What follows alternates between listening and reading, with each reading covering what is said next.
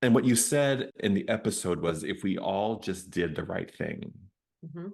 what a world this would be.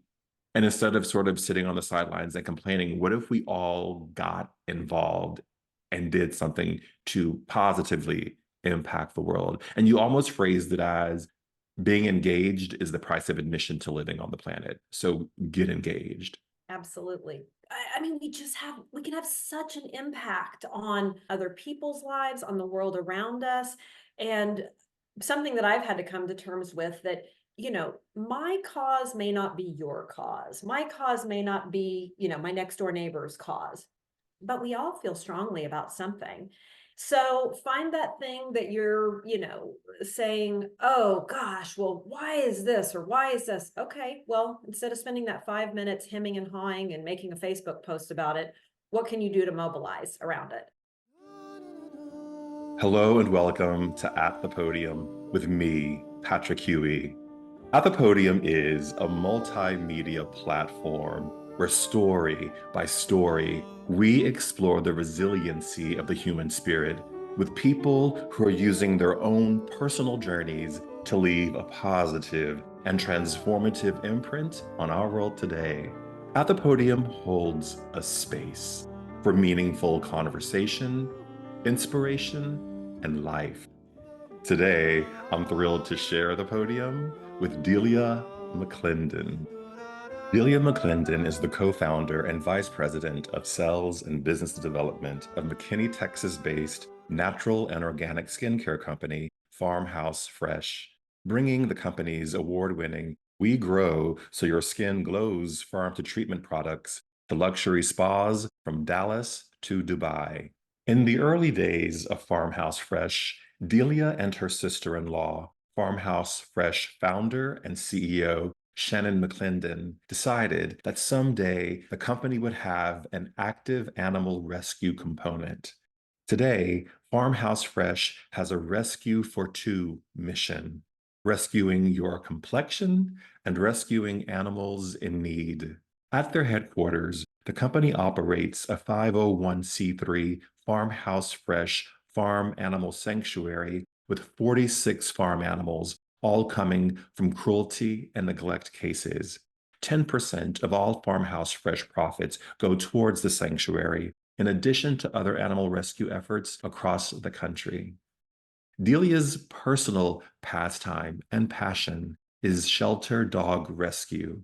After being active in dog rescue volunteer activities for 20 plus years, Delia founded Archangel Animal Network in 2019, a 501c3 nonprofit focusing solely on shelter dog rescue transport. In a few short years, Archangel Animal Network has saved nearly 5,000 shelter dogs from areas of high pet overpopulation in Texas. They are transported to rescue partners across the country where they are adopted into loving homes. In 2023, Delia embarked on a journey to examine and change her relationship with alcohol. She credits this difficult but eye-opening lifestyle change as the biggest awakening in her life to date. Delia now holds a certification as a mindset and alcohol-free living empowerment coach.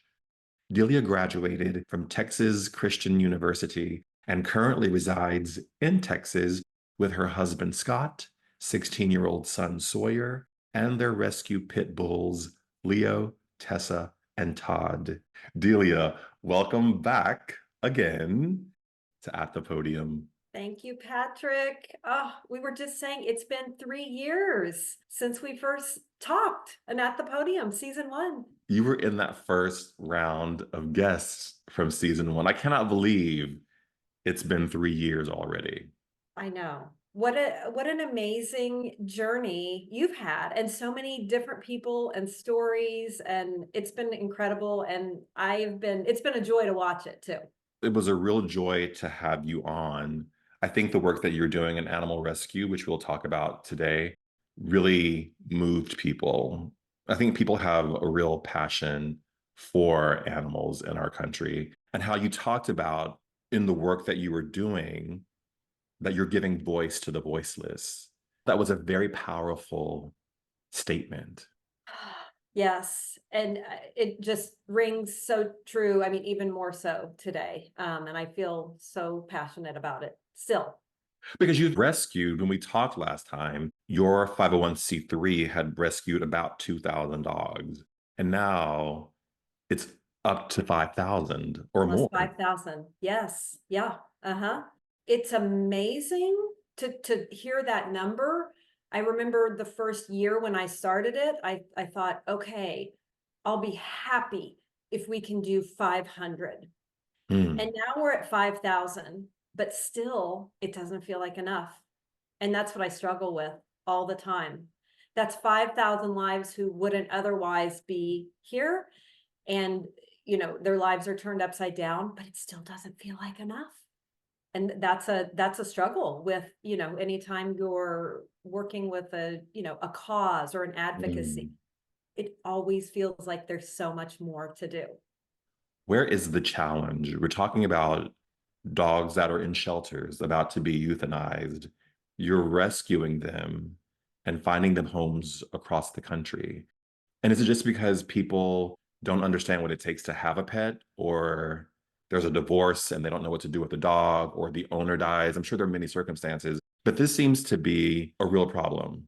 It is such a problem, and I think that most people don't realize it. Mm, Um, Really, the huge enormity of it, especially in areas, southern states. It's everything that you just said, compounded by the fact, during COVID, a lot of people said, "Oh, I'm now at home. I'm not traveling. My life has changed. Oh, now's the time. I'm going to adopt a pet." yeah. So they adopted a pet or purchased a pet or whatever, and then things changed and now they're back at work. And they're like, "Oh, well, my pet's now tearing up my house. My pet's going to the bathroom in the house. I can't give it the exercise it needs. Oh, I'm done with this. I don't want to do this anymore."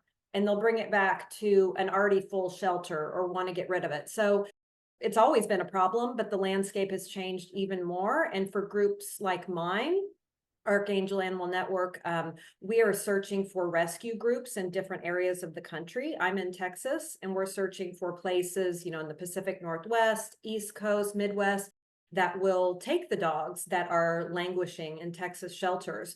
But now what has happened is those groups are getting full, and Mm, they no longer have the space where they can say, "Oh yes, we'll take 30 dogs a month." So it's just this cycle, and it's harder than ever.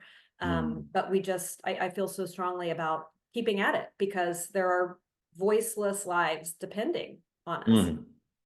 What is the relationship between the designer breed dogs and the dogs that are probably in these shelters? How is that dynamic impacting this whole flood in the market of pets and dogs particularly? Yes. Oh, this is one of my yeah, this is a hot topic, a hot topic. The doodle craze. Yes. There's always been this perception, I feel like, that a designer dog, or a dog that, somebody can say, "Oh, I want that. I want a dog that looks like that." There's always been this perception that that's something better. Mhm, When that's not the case. I mean, it's just, it's more like the fact that you can say, "Oh, I want that." That's like sort of picking out like a handbag or a pair of shoes or something like that. It's not looking at the heart and the soul of the animal. But there's been this craze of designer breeds, which are essentially mixed breeds. But what's happening now, we've seen a huge surge, and people are paying thousands and thousands of dollars, for them. And then, just like the same with any other pet, they have the same issues as a dog from a shelter. If you don't train them, if you don't give them the time and exercise that they need, and they're ending up in shelters. So now mhm, we're seeing it all come full circle, and we're seeing this whole craze of the designer breed. For a long time, breeders thought, "Oh, I can make a lot of money, so I'm going to churn them out, and I'm going to churn them out." And now the desire, or the demand has slowed, so mm. now they're dumping those dogs with rescues and in shelters, and it has just flooded the entire animal welfare system. There is absolutely no reason to purchase a dog when so many great ones exist, and cats too. I'm not speaking for cats because I'm a dog person, but cats too. There's no reason to purchase anything when just these amazing creatures, exist in shelters and rescues. Is it a financial issue? Like if dogs stopped being bred today, would there be a shortage of pets for people? How would Great that impact question. the market? There would absolutely not be a shortage if all breeders stopped breeding dogs and people then had to go to these breed specific rescue groups. If they wanted, an Irish setter, then they go to an Irish setter rescue group instead of a breeder. Those exist for every breed out there. It would probably cut the amount of euthanasias that are having to be done because of the animal overpopulation problem in half. It's big money. Mm. Yeah, It's counterintuitive because we think, oh, people love their pets. And then there's a real economics to this that doesn't really get talked about that there often. is. And I think most people don't realize the enormity of this. I mean, think about it, in our daily lives, unless you're in it. I mean, I'm in it and probably in it too far, but no, but you don't see that. I mean, most people are not going into a shelter. They're not seeing the lines of people surrendering pets to an Mm. already full shelter, and the shelter is like, I where am I going to put that? I don't have any place to put this until, I mean, I'll have to euthanize another one that just came in order to make room. So people don't see this. And I think if honestly, if all the people who said, oh, this is what I want, this is the type of dog or cat or whatever that I want, if they would first go to a shelter and walk through a shelter and literally look in some of the eyes of those animals, meet them, spend a little time with them, take them out into a play yard, they would realize, like, this is a companion just like any other companion, and this Mm. one's life is on the line. Why can't I choose this one? Maybe it doesn't have this type of fur. That's okay. I mean, I look at it, none of us are, we come out how we come out, and with our Mm. with our issues, our flaws, our whatever. Nothing is perfect, but it's choosing something that really needs a second chance. And Mm. I mean, we should all be for advocating for second chance. We all want a second chance. I want a second chance. I I mean, want a third, fourth, fifth, sixth yes, chance. yes, I really yes, do. When you sent me your bio, at the very end of the bio, there is a Dr. Seuss quote. I love this quote because it echoed so much what we talked about the first time. yes. And what you said in the episode was if we all just did the right thing, Mhm. what a world this would be. And instead of sort of sitting on the sidelines and complaining, what if we all got involved and did something to positively impact the world? And you almost phrased it as being engaged is the price of admission to living on the planet. So get engaged. Absolutely. Whatever And it is, whatever what, you're. whatever it is, whatever. But the quote from Dr. Seuss was, "You can do something big, or you can do something small. But whatever you do, it is better than nothing at all." I love that. Why is that so important to you? Oh, I just love that. And look, I'm so happy to talk about this, and I feel so strong. I'm like tearing up this whole time because it means so much. That quote means everything to me because we all, I mean, we can have such an impact on just daily lives, on other people's lives, on the world around us. And something that I've had to come to terms with, that my cause may not be your cause. My cause may not be, my next door neighbor's cause, but we all feel strongly about something. And another quote that I love is, if you have time to complain about something, you have time to do something about it. So find that thing that you're, saying, oh gosh, well, why is this or why is this? Okay, well, instead of spending that 5 minutes hemming and hawing and making a Facebook post about it, what can you do to mobilize around it? And it's just such a powerful thing that each of us we can do something, and it will trickle down, and it goes from person to person. And I think that we don't really recognize that we Mm. all do. Some people say like, oh, well, I'm just one person. And if 7 million people said, I'm just one person, and they're all doing something, what an amazing difference the world would be. Yes. So it all comes back to whatever you do, better than nothing at all. It's so interesting because this podcast was born out of me feeling like I just felt so helpless. That was back in 2020, 2021. I just felt so helpless with all that was happening in the world and the political situation and the financial situation and the health situation we were in. And I was like, if I can just do this one thing, it may only move the needle from here to here, but it's something to not feel stuck. Yes. Yes. But look at that. And now look at all the stories that have been told at the podium. And someone hearing somebody else's story inspires them or touches them. And they say, well, if that person can do that, I can do it. If that person, was able to figure that out with everything they have on their plate, why couldn't I? And it just ignites something. So it's Yeah. so important. It's so important. Well, it's true. And I think we all live in a time of the problems are really big, right? And they're complex. But if you think about it, the problems have always been big and they've always been complex. And yet people took action. People found a way. And again, everything doesn't have to happen on a huge stage. But and maybe the more we focus on doing actions with our neighbors and within our communities, we may see even more tangible results that impact us in a real way on the day to day. Absolutely. Well, and you bring up a good point too, what you just said. The problems have always been big. I mean, they may have been different Yeah. before than the problems are now, but there've always been something. If the people who didn't mobilize to do something, we'd still have those same problems that we, dealt with decades and centuries ago. So Yeah. it's a shift in problems, but it's all still the same dynamic. Yeah.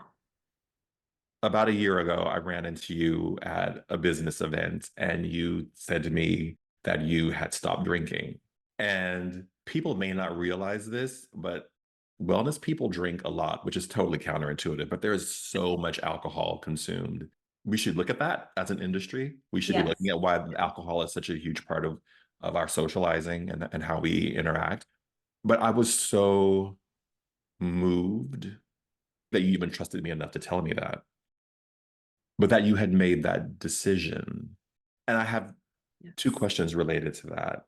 My Yeah. first question is, why did you make that decision? And my Good second question. question is, which may be a little more nuanced, is did you consider yourself an alcoholic when you made that decision? Oh, great questions. Great questions.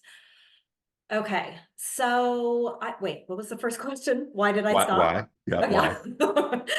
I got hung up on the second one. Um, so I realized for a long time that I was caught in a cycle, and it was a socially acceptable cycle. But for years, I spent a lot of time thinking, okay, I need to do something about I don't feel well. Something needs to change. Something needs to change.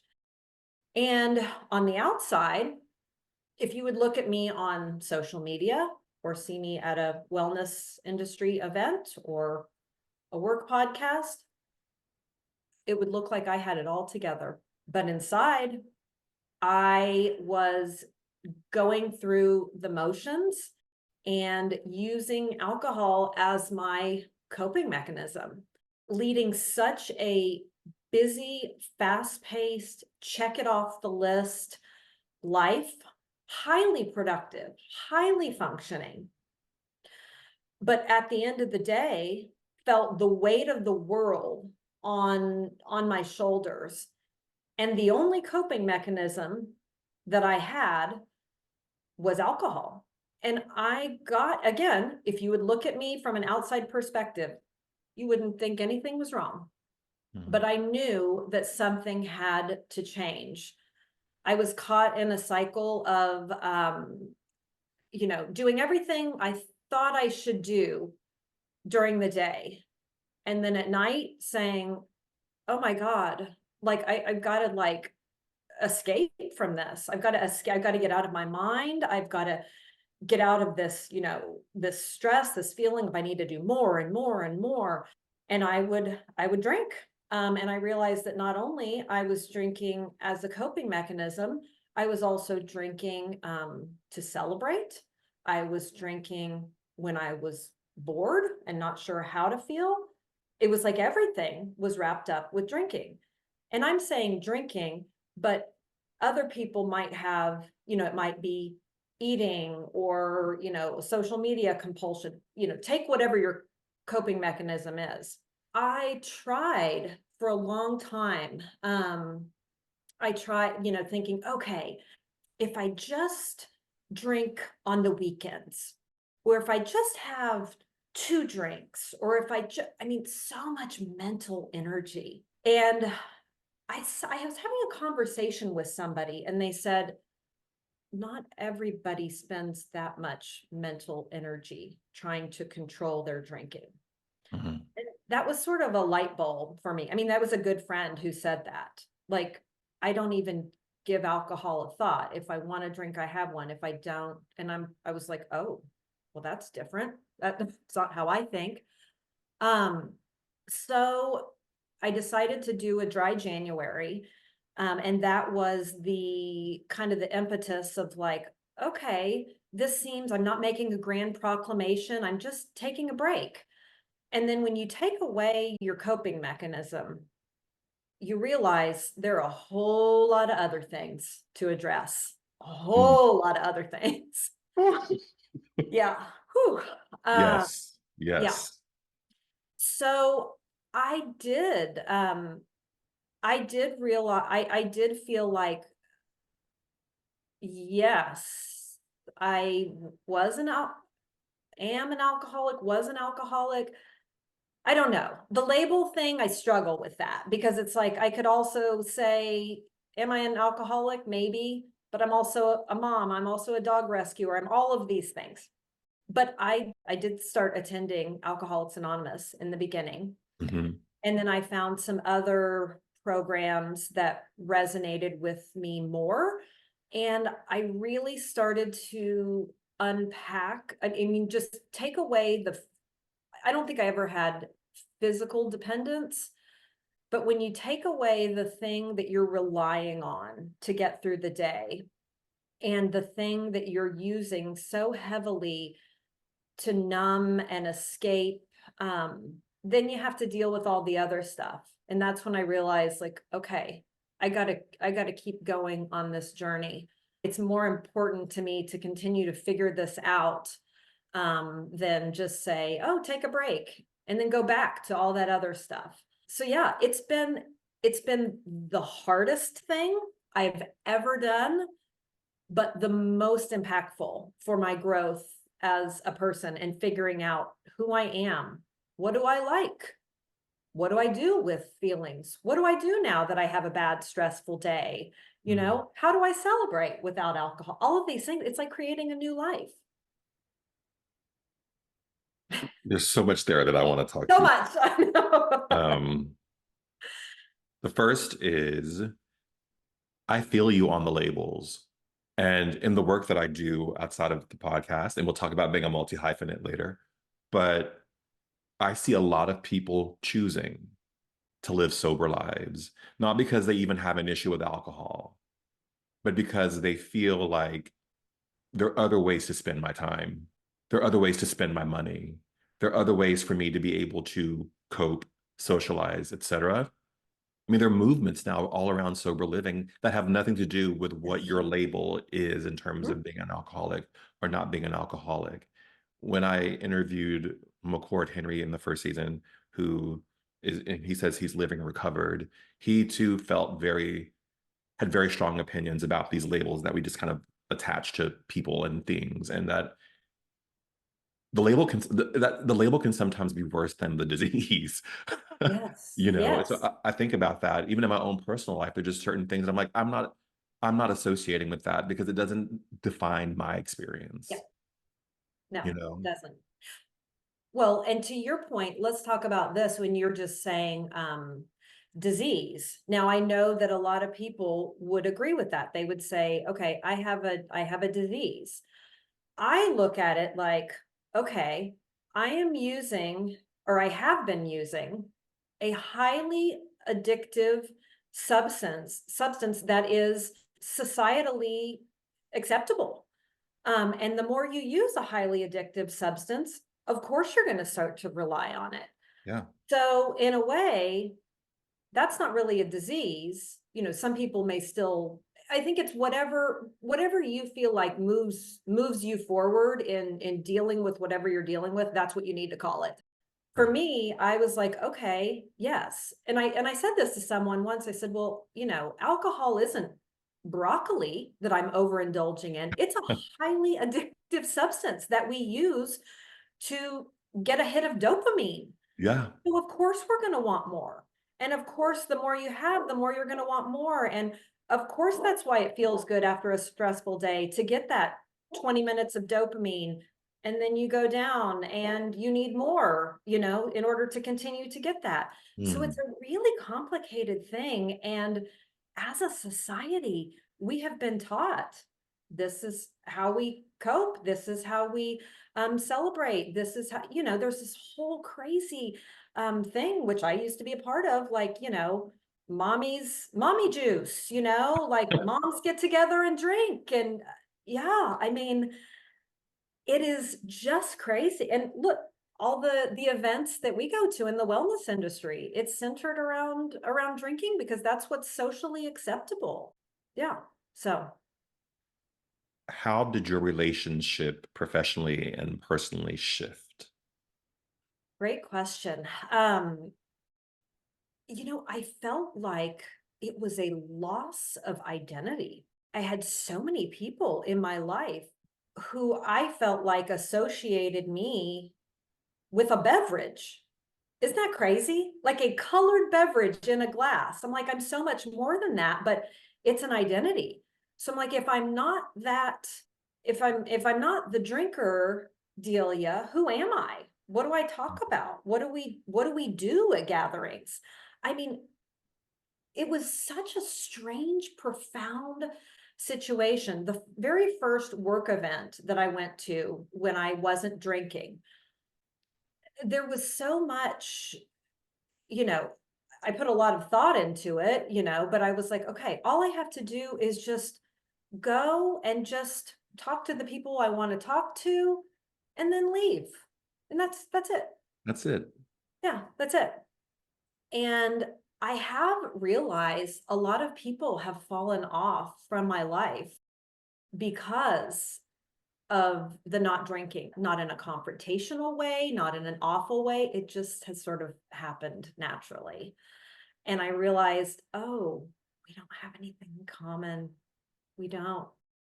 And that's okay. Like they were there for a season, and I sort of now qualify who I spend time with. Like, okay, well, would I want to have coffee with you? You know, like, do we need to have drinks? You know, and there are a lot of people who I used to, you know, socialize with thinking that they were friends or, you know, really close. I was like, oh, we didn't really have anything in common at all. Um, yeah, it has been such an interesting thing. I now have this list. I mean, it is literally I actually probably have it right down here, a spiral notebook of all the things that I thought I could never do without drinking. I can do them now. And they're so simple. Eat an Italian meal, go to a movie, Um, just these things that I'm like, oh, well, I can't do that if I'm not drinking. Like, of course I can. It feels strange the first time and I feel itchy and like I want to jump out of my skin. But oh my gosh, I'm just so glad not to have that just perpetual cycle. The cycle just, oh, I'm so glad to be out of it. So, so, so grateful. What did you have to give up in order to have an alcohol-free life? It was giving up the mindset that I have to have something. That's the only thing I had to give up, was this mindset of like, I have to have this to cope.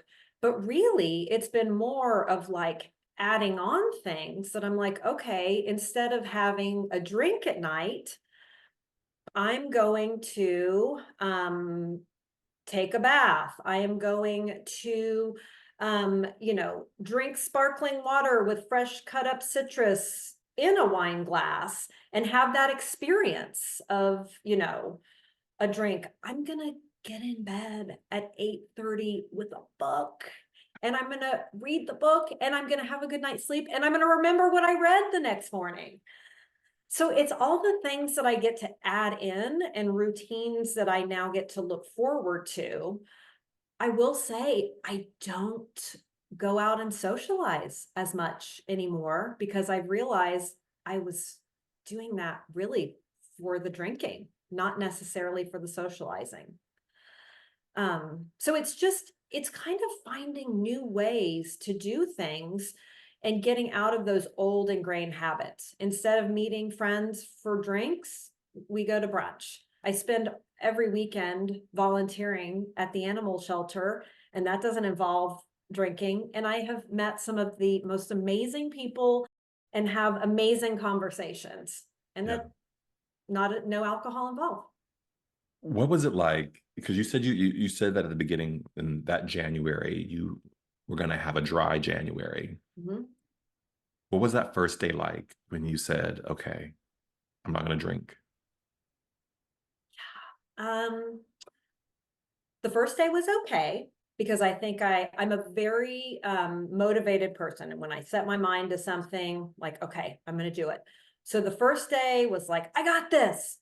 Yep, fine. Okay, yep, gonna fine. Pour my sparkling water, pour my alcohol-free wine or beer, which they have now. That's a whole industry that is exploded and isn't going anywhere. So I'm like, okay, I've got this. Day two, I think it was probably the same thing. Look at me, I'm doing this, I got this, fine. Getting in bed early, feeling good. Day three or four, maybe something stressful happened. Now I don't have my go-to coping mechanism. What am I going to do? And it was just learning to just be uncomfortable and feel those feelings and just sort of write it out at first. Mm, And they pass, but it's that knee-jerk reaction. I mean, we're so ingrained and we're so programmed to want to like get through that discomfort. We don't want to feel any discomfort. Like, how can I escape this discomfort? I mean, I think that's a normal human reaction to want to get out of discomfort, but especially if you've been relying on a substance to help you with that, the desire is so strong.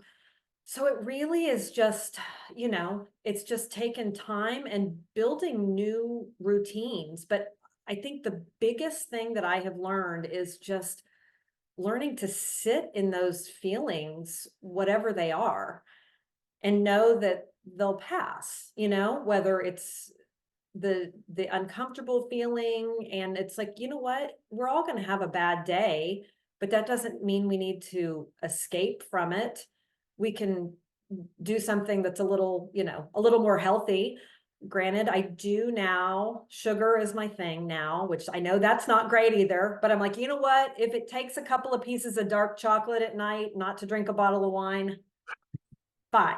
we'll do that. We'll have the chocolate. We totally will. We'll have the And chocolate. and I have to be gentle on myself for that. Like, oh, am I replacing one vice with another? No, I'm doing what I need to do right now, and that's just fine. Yeah. sometimes we have to hold on for dear life, and it's okay. It's not Yep. like, you Yep. know, it's interesting because I think in my own personal journey, I don't have issues with alcohol, thankfully, because it's in my family on both sides. But I've had to sort of retrain. The other things that come up for me are, and I see myself renegotiating my feelings about how I view the world, how I view people in the world, how I view what's important to me. And there is a moment, and maybe it was a moment similar for you, where I realized what I was doing before is not helping me now. It's not giving me that thing that I thought that I needed. And what has happened as a consequence is that first it wasn't conscious. It was just I noticed that I was just sort of like feeling differently about things and about people and about situations. Then it became conscious. And some people aren't in my life anymore. Not because I don't love them, but they no longer fit what I wanted to have be a part of my life. Oh, And those yes. things, they start to fall away. And not that everything's rosy and perfect and that, I'm still a mess most days, Yeah. but We all are. Yeah. but it's interesting when the shift starts to happen. I think one of the first things that happens is that people start to exit and create Mhm. space either for your own thoughts and your own feelings and emotions, or it creates space for the new to come in. And that sounds so like out there, but it's true. It absolutely is. And I think it's just a natural progression. And it's like when you are opening that up, when you're allowing those things to fall, things or people or whatever to fall away because they're not serving you. Yeah, you're telling the universe and you're projecting that energy like, okay, I'm ready for more, or I'm ready for what is supposed to come in. I'm creating some space for that. Hmm. I think one of the biggest things that I have realized through this whole journey, and obviously I'm still very much in it, and we're all in our journey of figuring it out. Yeah. Um, but what I thought, to your point, what I thought served me or what I thought I needed, yeah, not necessarily. And just being open to that, also being open to just the realization. I mean, this is, I guess, psychotherapy 101. Like, you can only control yourself. Ooh. Like, that is all you can control. And for a long time, I was marching around pissed off at people, drinking at people, like drinking my glass of wine at night. Like, well, if they would just behave like this, then I wouldn't have to drink, or, that type of. Ooh. And it's like, come on. I mean, we just can't. Like, people are going to just do whatever they're going to do. And at the end of the day, all we can do is be our very best selves and what we need to do. And that sounds selfish, or it did to me for a while, but it's not. It's the most selfless thing that you can do, because then you're projecting like, okay, if I'm taking care of what I need to do and being the best person, hopefully I'm creating an example, and maybe it's inspiring somebody to do the same, or not even inspiring, just giving them permission to Hmm. do that. So you kind of you alluded to this in what you just said. So you have Sawyer, who's 16, which good luck. Let me know how it goes. Yes. But how have you explained this journey that you're on to him? I've been very open about it. And I think it's so important. It doesn't, I've realized, like, he has known me as, a drinker, as somebody who uses certain things to cope. I mean, I don't know if he realizes the gravity, but I try to just be really open, like, hey, I'm just figuring myself out, and I've decided not to drink wine anymore because that's what's best for me. Now, of course, being 16, he knows everything. So everything. Yeah. Which I did too at that age, and he did. But just really that permission to, like, none of us have it all figured out, and we just have to be open to keep learning from other people and like looking around and saying, okay, I like that. Like what they're doing, that feeling that they're evoking, I like that. Like how do I get some more of that? And just being open to that feeling of okay, this doesn't feel good. I need to change that. I need to change course. So, One thing I love about your story is, and I haven't struggled with it, but it's something that had to sort of own without apology, which is this new thing that I'm working on. It's like I don't owe anyone any explanations, and I don't have to apologize to you if I don't hurt you. If I do something wrong, of course, be quick to apologize when you're wrong. But the idea that I owe you an explanation or that I have to fit into your little bucket of whatever you think I'm supposed to be, like that's quickly evaporating from that's my a big one. consciousness. But what I love about your story and your life is that, and I'm going to use the word of the moment because I don't know the other word to use, that you comfortably allow yourself to be a multi hyphenate business person. You own Mm. your own 501(c)(3). You have two 501(c)(3)s. You know, Yeah, yeah. you're on this journey with changing your relationship to alcohol. You're raising a child. You have a husband. You have a thriving career. You're all these different things. And I think what I love about that, we're probably both Gen X. We were so taught that you were not multiple things. You were like, you had to sit in this one lane and you had to drive in that boring lane the rest of your life because that's what people did. And I love that you just don't. Well, that was very eloquent how you said that. I think it's taken me a very long time. I mean, I'm a people pleaser in reform. Mm, I am one of the things that I learned the most when I stopped drinking was wh- who am I even? What do I like to do? What am I doing this because I think I should do it, or do I really like this? Like, yeah. and this ingrained, I think we all too grow up. I love the multi hyphenate thing because it's like we are all multi hyphenates, and I think it's just owning that and figuring out what those things are. But I think one of the things that I've struggled with the most is realize, or at a very young age, I think I equated like how I make people feel is my worth. And if I can walk into a room and change the energy of that room, whatever it takes, whatever I need to say, whatever I need to do, then that's my job. And if Mm, I can do that, then that's a job well done, regardless of how it makes me feel or if it depletes me.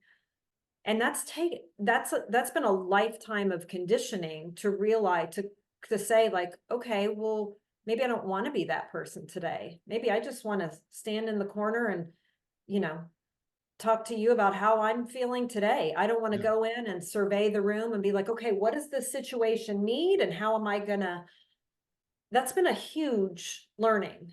And part of the whole multi-hyphenate journey is realizing, yeah, I don't owe anyone anything. But that's not how we're conditioned. I feel like we grow up thinking that we owe, like, what is my role? How do I fit this role? How am I checking it off? Checking things off. Yeah. And being the good kid and being the Yes. reliable person and The being reliable, the dutiful, but you stuff a lot of emotions, and you stuff a lot of like identity when you're just being dutiful or trying to check off the shoulds. mm, the shoulds. The shoulds. The The shoulds. shoulds. I've been Shoulding, writing shoulding about all over ourselves. we're Yes. shitting all Yeah. over ourselves and like killing ourselves in the process. Yes. Um, on this season of the show, I'm exploring. First season was all about saying yes to the unexpected. The second season was about your voice and finding your voice. And this season, I'm talking to people about this concept of legacy because I've been interested in legacy. First, it came like what are we leaving behind when we're gone? And I had a woman on the show. Her name is Regina. I just shot with her a few weeks ago, Regina Bain. And she said something that was so profound. She said, we're leaving legacies in people's lives that we don't even know we're leaving, Yes. you know? And that like stopped me a little bit. I was like, oh my goodness, talk about responsibility for your behavior and like what you put into the world. But I'm curious what you feel your legacy is, whatever that word means to you. That is a great question. If you would have asked me that a few years ago, my answer would be different. Asking me that now, I just, I feel like we all have a gift, and our legacy is to figure out what that gift is and actively use it every single day, whatever that looks like. Legacy is a big word. When I think of legacy, I think of, this huge movements and buildings with names on them, but I don't think a legacy is necessarily that. I think it's, yeah, figuring out what that gift is, big, small, whatever in between, and using it every single day, and finding the joy in using your gift or legacy. I think if you would have asked me several years ago, I would have told you that my legacy is to, make an impact in the animal rescue world. And I do definitely feel like that is my legacy. I feel like I am able to communicate with people and use that gift and use the connections and network to help in the animal rescue world. Mm, But it's more than that. It's also, realizing just that the journey along the way, like there's not just this ultimate pinnacle that is the legacy. Like if I save this many, then my legacy is fulfilled. You're never going to get there. It's finding those little bursts of happiness or joy or mm, connection along the way in utilizing your gift or your legacy. mm. Julia, thank you so much Oh, for thank sitting. you. Patrick, what a beautiful conversation, and thank you for asking some kind of tough questions that I've talked about them, but never in this format. But it makes me really happy to, and I hope that maybe some people will listen to this and say, I felt just like she did, and I don't have to stay stuck Mm. or, gosh, I want to find my gift. I really hope that that I, will be the case. I hope so too. That's the whole point. It That's the is. whole point. Thank you. Thank What a you. beautiful conversation. And thank you for at the podium and all of the great, connections and people and stories that you're bringing about. Oh, I love the stories. I love, love, love the stories. I love them.